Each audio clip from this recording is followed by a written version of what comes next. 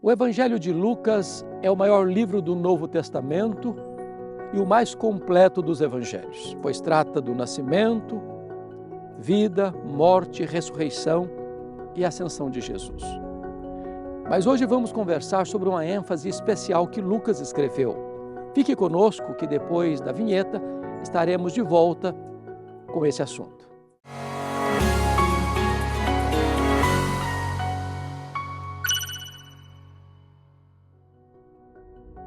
O Evangelho de Lucas é o maior livro do Novo Testamento e o mais completo dos evangelhos, pois trata do nascimento, vida, morte, ressurreição e ascensão de Jesus. Lucas é o único escritor gentio do Novo Testamento. Ele era médico e historiador. Dentre os vários destaques do seu livro, enfatiza como nenhum outro evangelista a importância da mulher. O livro fala de Maria, Isabel, Ana. Também enfatiza como nenhum outro evangelista as viúvas. Dá destaque ao corajoso posicionamento de Maria em seu cântico Magnificat. Fala de Marta e Maria, amigas de Jesus. Mostra o cuidado final de Jesus com sua mãe ao pé da cruz. Destacaremos aqui alguns aspectos. Em primeiro lugar, as mulheres que seguiram a Jesus.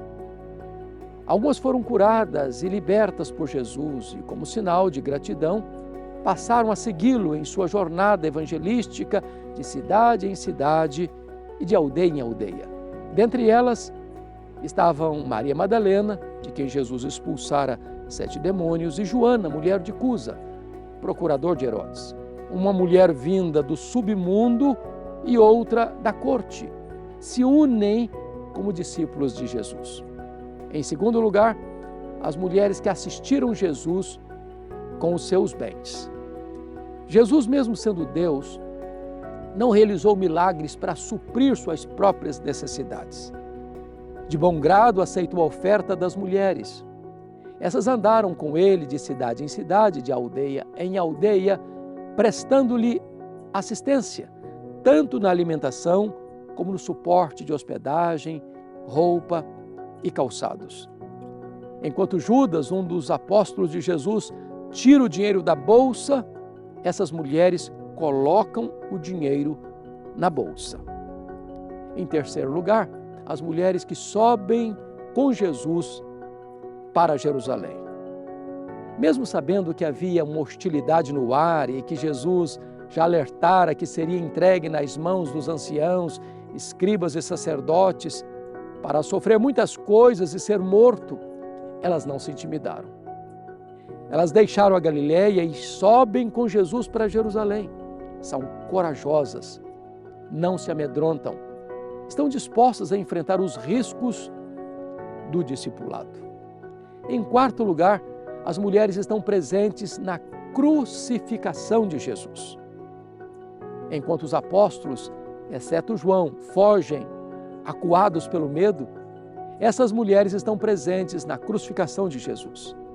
As mulheres de Jerusalém choram ao ver Jesus sendo levado para a crucificação, mas essas mulheres estão presentes, mesmo quando Jesus está sendo exposto à ignomínia da cruz. Em quinto lugar, as mulheres estão presentes no sepultamento de Jesus. Os discípulos estão ausentes da crucificação e não aparecem no sepultamento de Jesus. Mas essas mulheres desceram ao jardim onde o corpo de Jesus foi depositado. Elas observaram não apenas o local exato, mas também como o corpo de Jesus foi ali depositado. Não tiveram medo de retaliação, não se intimidaram.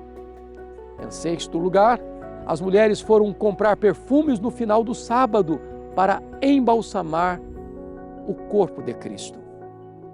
Tendo Jesus morrido na sexta-feira, às 3 da tarde, e tendo o sábado começado na sexta, às 6 da tarde, o tempo para pedir a permissão de Pilatos, tirar o corpo da cruz, prepará-lo para o sepultamento, foi muito curto.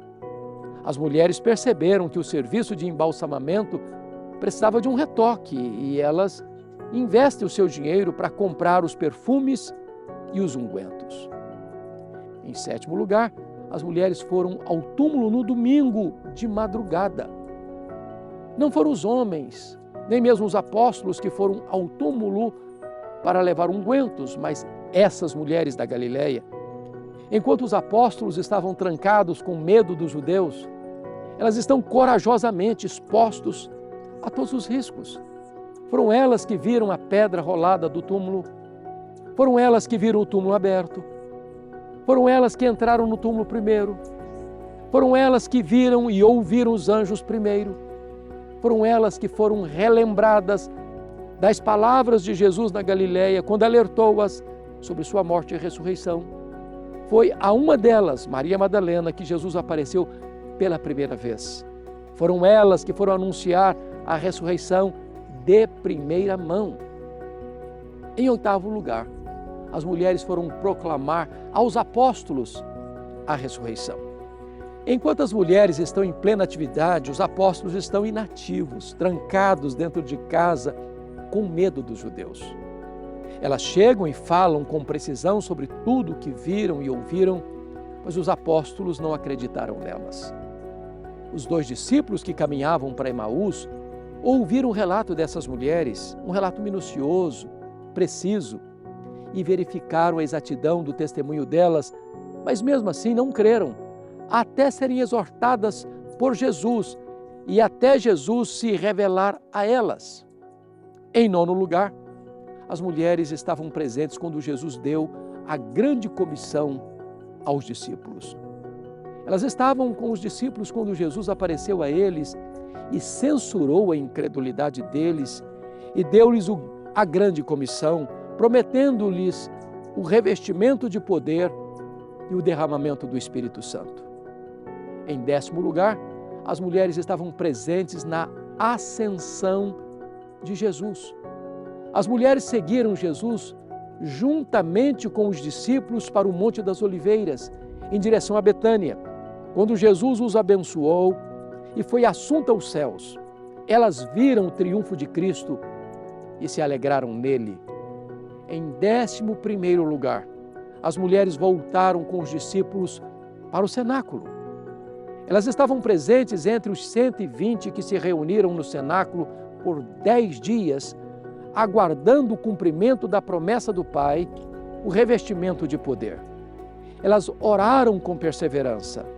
Elas oraram na mesma sintonia com os apóstolos, até que os céus se fenderam.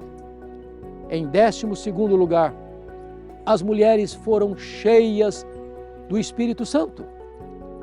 Quando o Espírito Santo foi derramado, as mulheres estavam presentes. Elas foram cheias do Espírito Santo, foram revestidas com o poder do Espírito Santo. Em 13º lugar, as mulheres falaram as grandezas de Deus. Elas falaram em outras línguas as grandezas de Deus. Elas proclamaram os gloriosos feitos de Deus. Elas não apenas oraram com perseverança, mas também proclamaram com entusiasmo as grandezas de Deus.